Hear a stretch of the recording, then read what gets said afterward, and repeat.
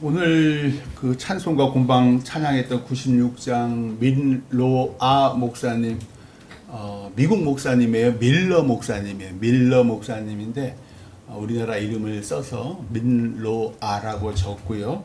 이분이 저보다 100년 전에 태어나셔서 1866년 미국 펜실베니아에서 태어나셔서 피츠버그 대학을 다니시고 뉴욕에 있는 유니온 신학교를 졸업하시고 난 다음에 미국 장로교 PCUSA죠. 미국 장로교 선교사로 부인과 함께 조선에 이제 와서 32년간 충청도에서 복음을 전하시다가 1937년 71살 나이로 하나님의 품으로 가신 분이세요.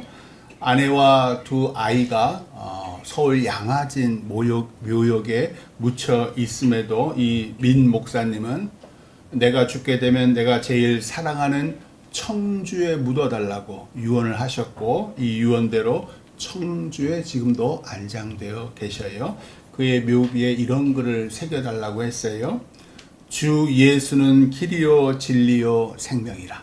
지금도 한글로 이렇게 탁 붙어 있습니다. 이분이 아버지가 의사였어요. 그래서 아주 유복한 가정에서 태어나 자랐는데 하나님께서 부르셔가지고 신학교에 가시고 그리고 조선의 선교사로 파송이 되셨어요. 그리고 그에게 예수님은 길이요 진리요 생명이셨고 그의 삶은 순탄치 않았어요. 그래서 첫 번째 부인도 한 세 번째 아이 낳고 죽고, 또 두 번째 나이가 들어서 두 번째 부인, 세 번째 부인까지 다 조선의 선교사로 오신 분들이랑 같이 사시다가 이렇게 돌아가시고, 평탄한 삶이 아니셨음에도 불구하고 그에게 예수님은 길이요 진리요 생명이셨습니다. 예수를 모르는 사람들은, 예수를 아는 사람들도 세상 권세와 재물이 목표잖아요. 성경에 보시면은 구약 성경뿐만 아니라 신약 성경 내내 이방 족속의 목표가 뭔가 한번 보세요. 그 사람들은 세상의 부귀 영화가 목표예요. 그래서 우상을 섬기고 그 세상의 부귀 영화를 얻기 위해서 다른 족속을 죽이고 가축과 재물과 땅을 빼앗습니다. 이런 세상에 하나님께서 독생자를 보내셔요.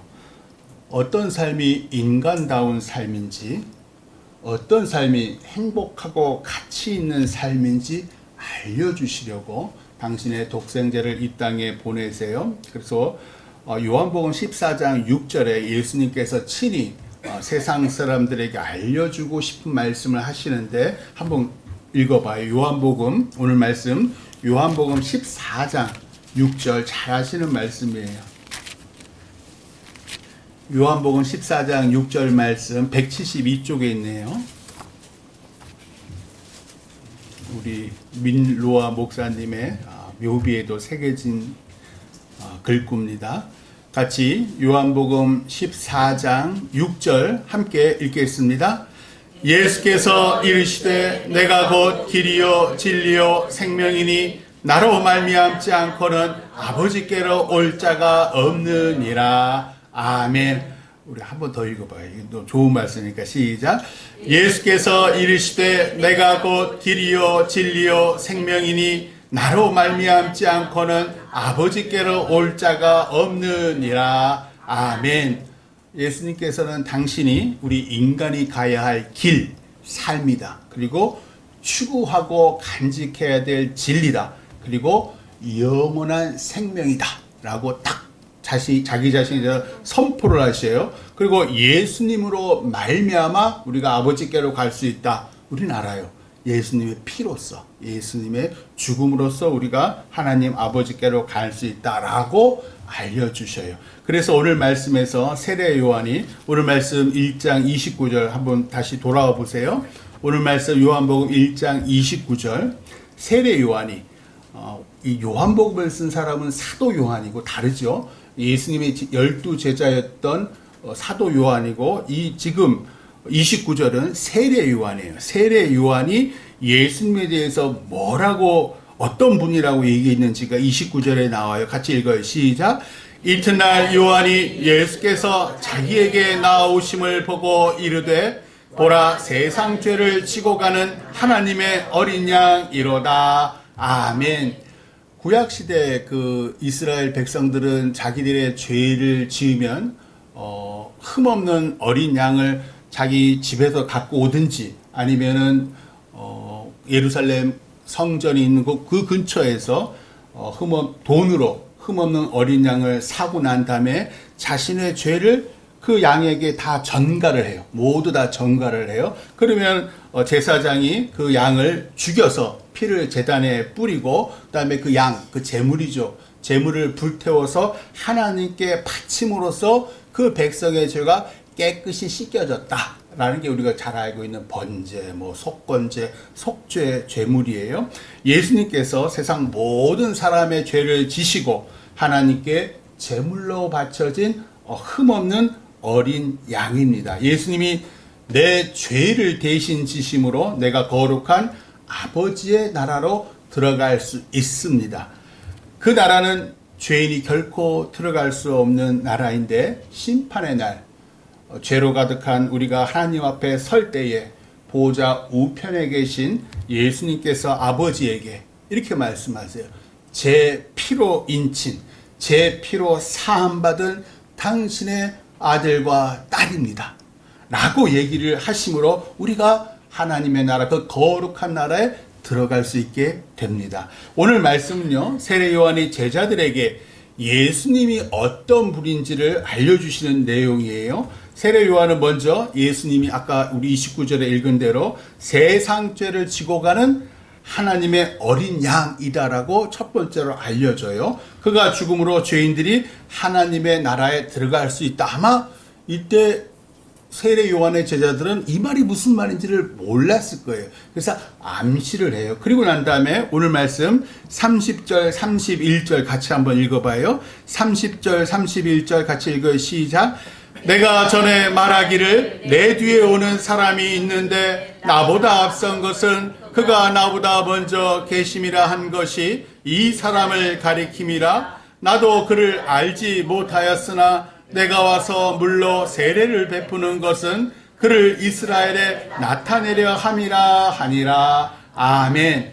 세례 요한이 우리 누가복음 1장에 보시면 세례 요한이 왜 제사장 사가랴와 또 엘리사벳 사이에서 아주 뒤늦게 아주 애를 못 갖다가 뒤늦게 태어났는데 예수님보다 6개월 먼저 태어난 친척 형이에요. 그래서 어려서부터 서로 왕래하며 살았을 거예요. 그런 그가 세례 요한이 하나님의 부르심으로 이제 광야에 나아가서 왜 낙타토로 옷을 입고 석청과 메뚜기를 먹고 백성들에게 회개하라 천국이 가까이 왔느니라 라고 선포를 하잖아요. 그러니까 많은 이스라엘 백성들이 세례 요한에게 나와서 자기 죄를 자복하고 회개하며 세례를 받기 시작을 합니다. 그리고 그 이튿날 예수님도 이제 세례 요한에게 사실은 친척 형이죠. 육조는 친척 형입니다. 세례 요한에게 와서 세례를 받으시자 세례 요한이 이 30절 31절 말씀 이 뜻이에요. 이전에는 내가 내 친척 동생으로만 알고 있었던 이 예수님이 나보다 앞서 계신 존재, 즉 하나님이심을 깨달았다 라고 알려주는 거예요. 오늘 말씀을 쓴 사도 요한, 예수님의 제자죠. 이 사도 요한은 요한복음 1장 1절에서 예수님이 어떤 존재인지에 대해 이렇게 적어요.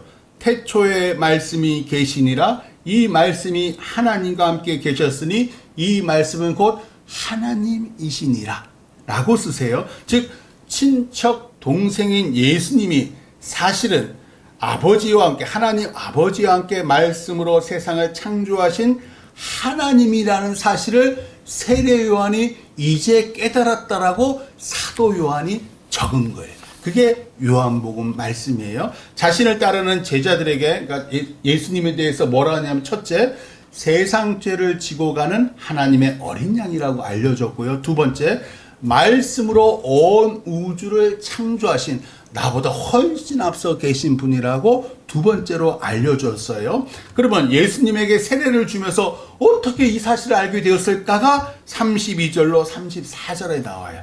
32절, 오늘 말씀 32절로 34절 같이 읽어요. 시작. 요한이 또 증언하여 이르되 내가 보매 성령이 비둘기같이 하늘로부터 내려와서 그의 위에 머물렀더라. 나도 그를 알지 못하였으나 나를 보내어 물로 세례를 베풀라 하신 그이가 나에게 말씀하시되 성령이 내려서 누구 위에든지 머무는 것을 보거든 그가 곧 성령으로 세례를 베푸는 이인 줄 알라 하셨기에 내가 보고 그가 하나님의 아들이심을 증언하였노라 하니라. 아멘. 이 장면을 아주 짧게 마가복음 1장 9절로 11절 제가 그냥 읽을게요. 마가복음 1장, 우리 잘 아는 내용이에요. 마가복음 1장 9절에서 11절은 세례 요한이 예수님께 세례를 줄 때 어떤 일이 일어난지 이렇게 전해요.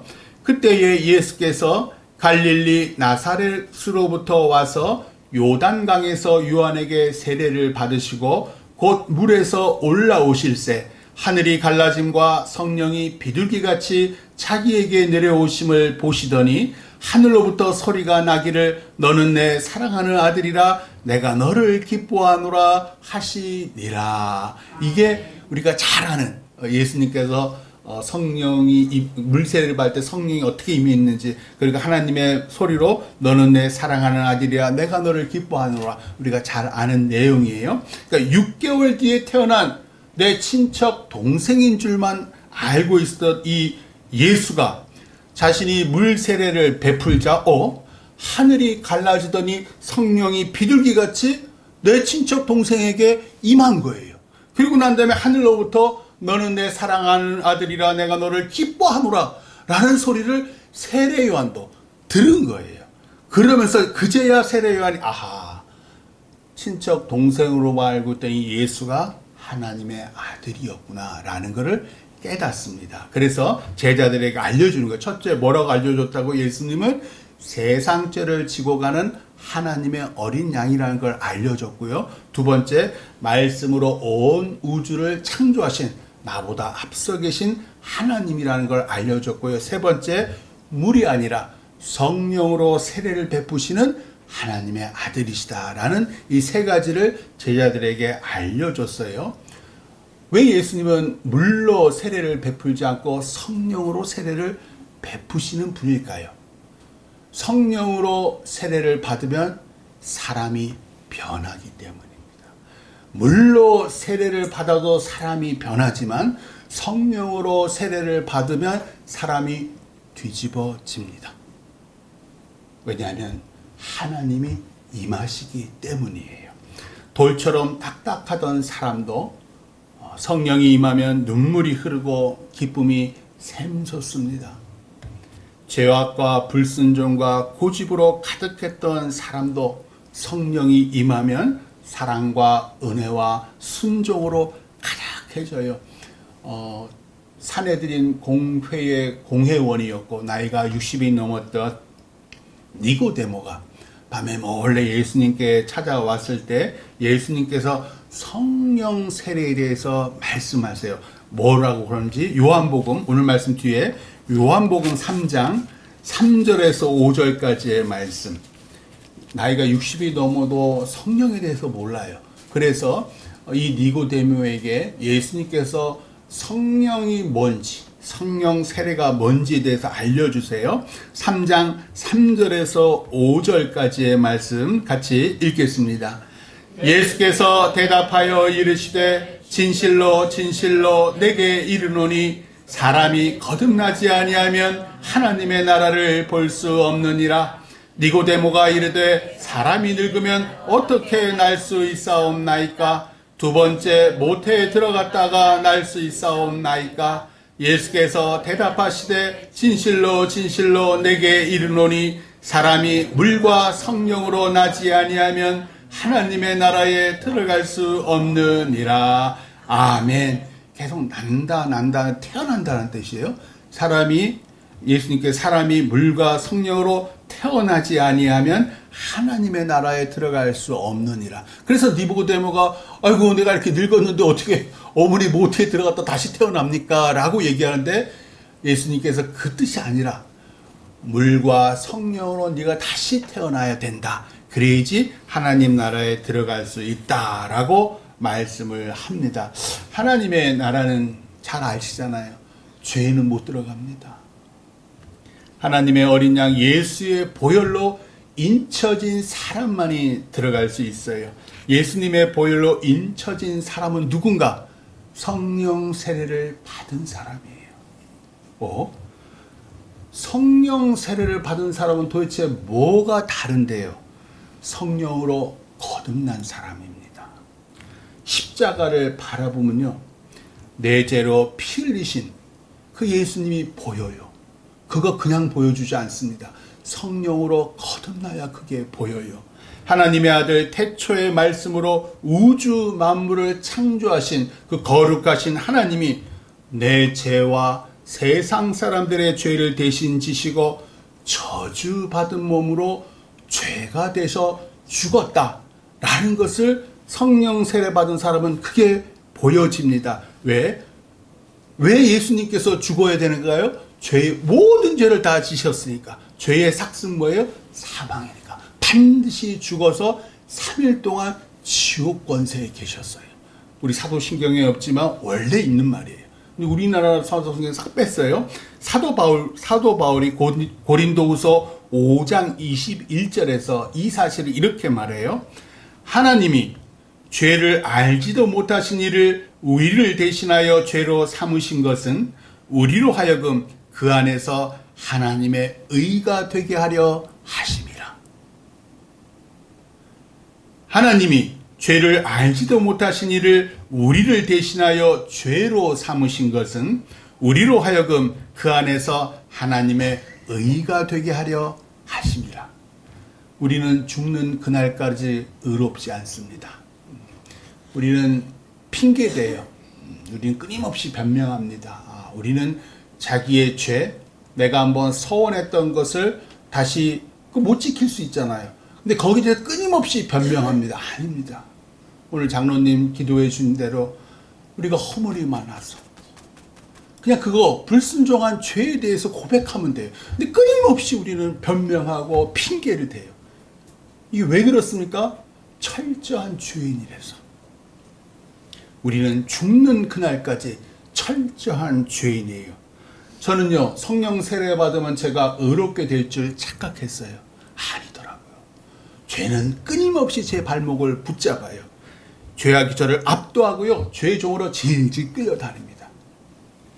그래서 그때마다 성령 충만하기를 기도하는데도요, 그때뿐이에요. 기도할 때뿐, 찬양할 때뿐, 예배할 때뿐, 때로 책을 읽거나 누군가의 간증을 듣다가 성령이 임하시죠. 왜 성령이 안 임하겠어요? 성령이 임합니다. 지난 금요일날 저녁에 청룡 시리즈 어워즈 그런 걸 하더라고요. 그러니까 영화제가 아니라 드라마죠. 몇 부씩 하는 그 드라마에 대한 상을 줬는데 거기에 박보경, 전 처음 봤어요. 박보경이라는 배우가 여우 조연상을 받아서 수상 소감을 하러 올라가는데, 요즘에 하나님 믿어도 이런 얘기하는 사람 거의 없어요. 왜냐하면 분위기 쎄해지니까. 근데 뭐라 그러냐면 제일 먼저 살아 역사하시는 하나님께 영광을 드리고, 눈물이 글썽글썽 해가지고 살아 역사하시는 하나님께 영광을 드립니다 라고 하면서 이제 쭉 얘기를 하던데, 이 사람이 누군가 했더니 그 신실한 배우, 예전에 한번 말씀, 진선규라는 사람의 아내예요. 두 사람이 아주 신실한 배우예요.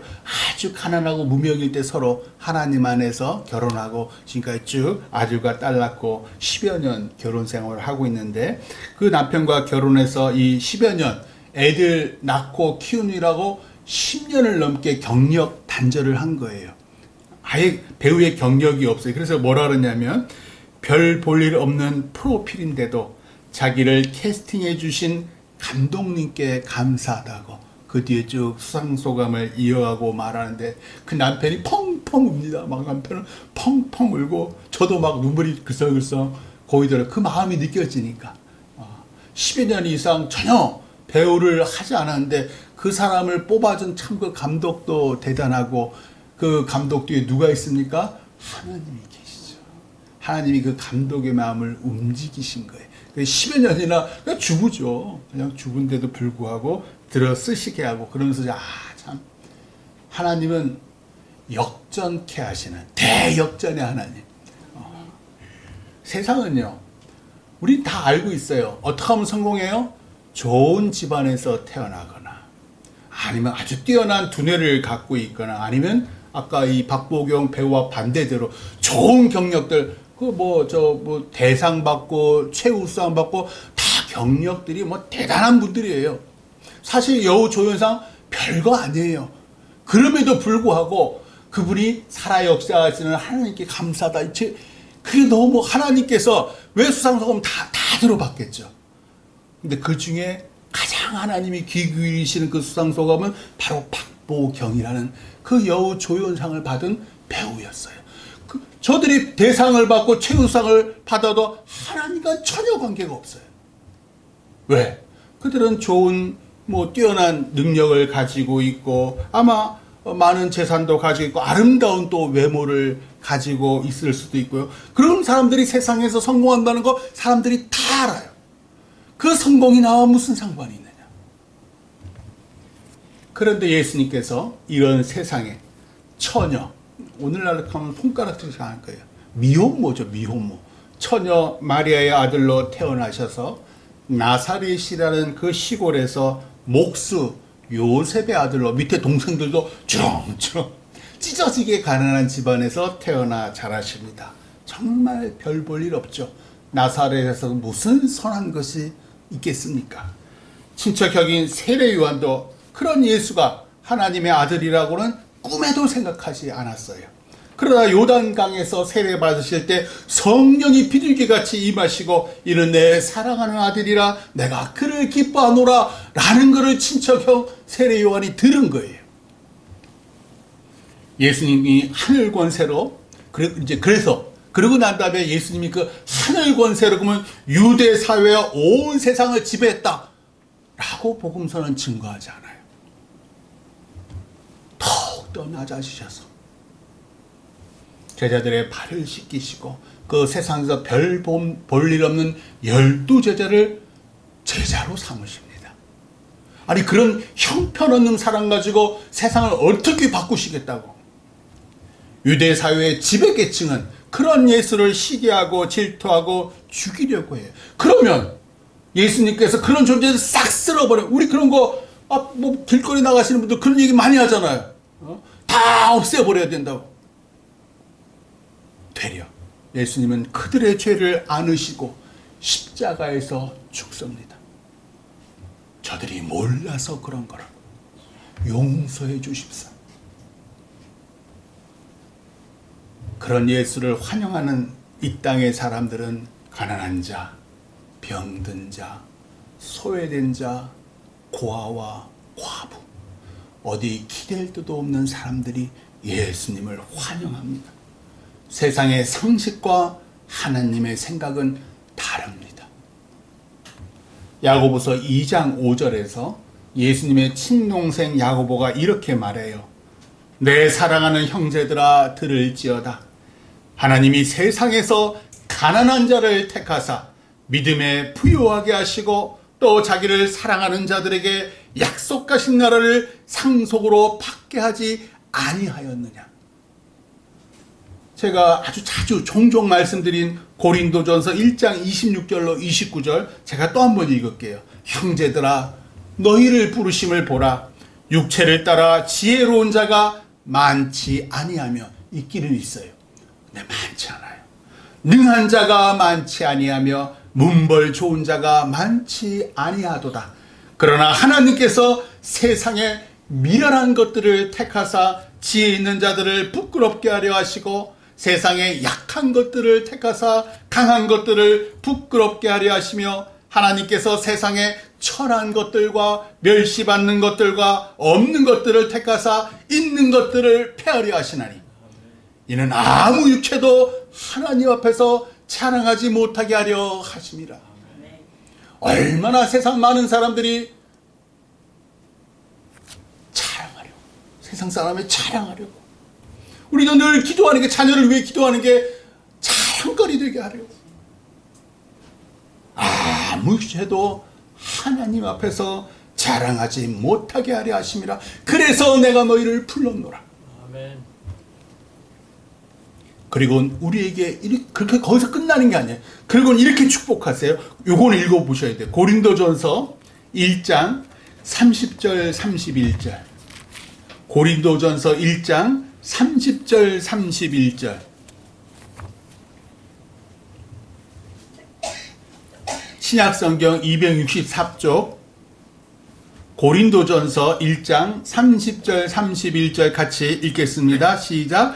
너희는 하나님으로부터 나서 그리스도 예수 안에 있고 예수는 하나님으로부터 나와서 우리에게 지혜와 의로움과 거룩함과 구원함이 되셨으니 기록된 바 자랑하는 자는 주 안에서 자랑하라 함과 같게 하려 함이라. 아멘.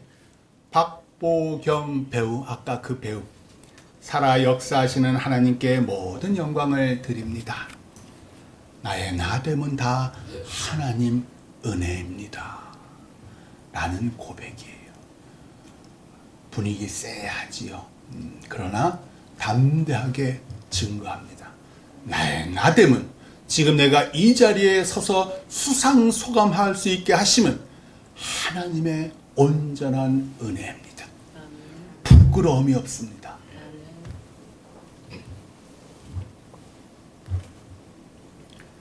아이 낳고 기르느라 세상 경력이 단절된 나를 들어쓰시는 하나님, 세상이 더럽다고 저주받았다고 손가락질하며 침뱉는 나병 환자, 문둥이잖아요. 문둥이.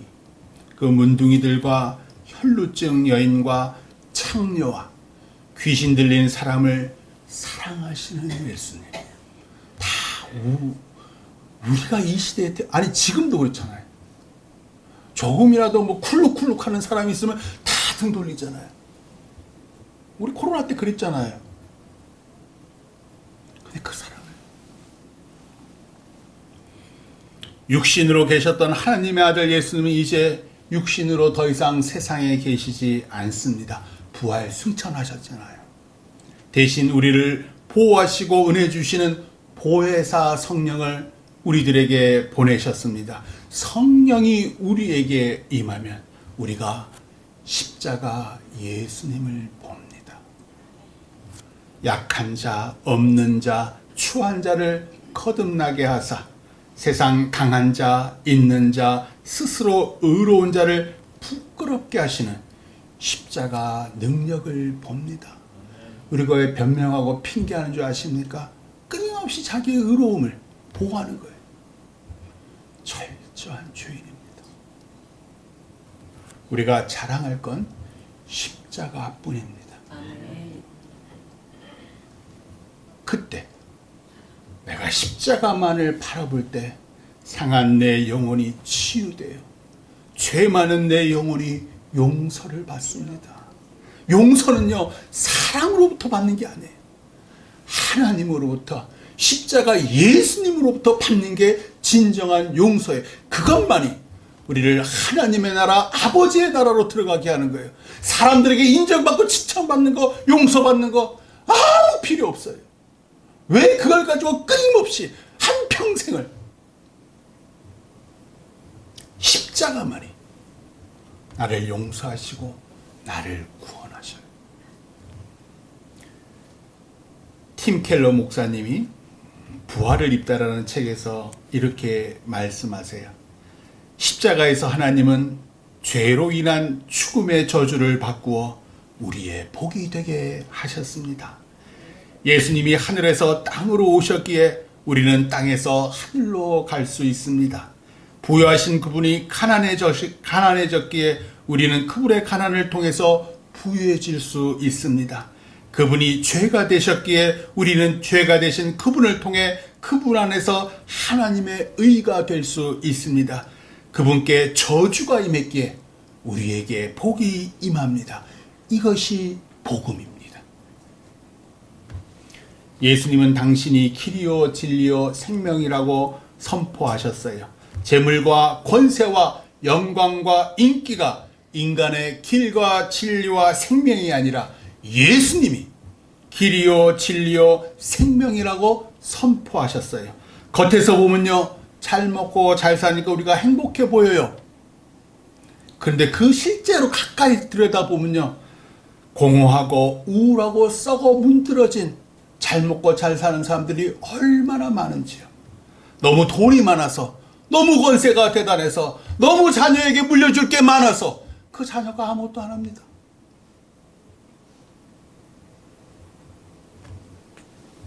행복한 삶은 예수님에게 있습니다.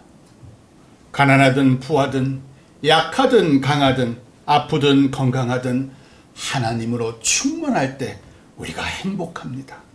이 사실을 알고 누리라고 아버지께서 아들 예수님을 이 땅에 보내셨고 성령을 보내셨고 사도들을 부르셨고 우리를 부르셨습니다. 예수 안에서 복되고 풍성한 삶 누리시기를 주님의 이름으로 축원합니다. 기도하겠습니다. 주님, 감사합니다.